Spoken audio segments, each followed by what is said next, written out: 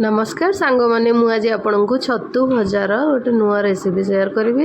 मु 4-5टा छतु नहीं जाइए आम पाड़गदार होता देखु मुझे टुकड़ा कर नहीं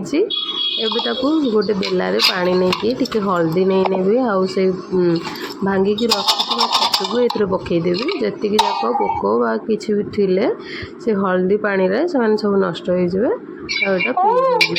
एबे मसला नापाई ता भीतर दीटा कंचा लंका को एमती भांगिकी नहीं जाइए 4-5 गला रसुण को एमती नहीं जाइए अल्प टिके जीरा अल्प टिके सोरिष को नहीं जाइए एबे गोटे छोट टमाटो को काटिकी नहीं जाइए और अल्प टिके पानी दे ग्राइंडिंग कर नहीं देखिले अब कोठी देखंतु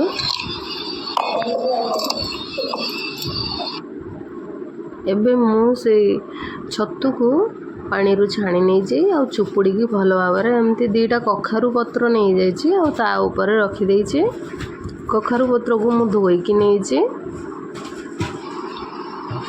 एबे इथरे लूण हलदी आ जो पेस्ट आम रखी ताकू मिसई दबा आ भल भाव ताकू हाथ रे गोलई नवा अल्प टिके तेल देकी ताकू एमती गोलई नवा एबे ताकू एमती गुड़ेकी रखी नवा ताकू गोटे कुटा हो जो सूता हो से आम बांधी नवा ताकू भल भाव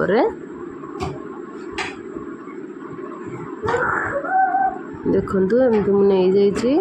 आ ताकू बांधी नहीं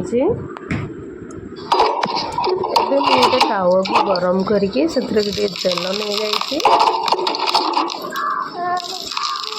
छतु को गुड़े रखी थी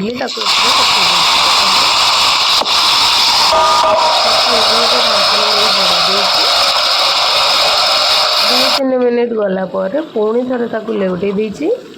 देखंतु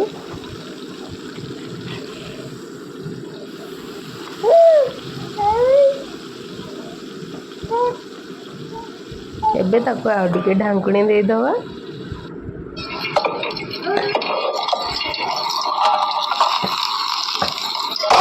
देखंतु एटा हे जाइछि एबे ताकू हम आनिकी प्लेट रे सर्व करबा वीडियोटी जदि भल लगी आपण माने लाइक करिवे शेयर करिवे और कमेंट करिया को भूलिबेनी रहउछि धन्यवाद।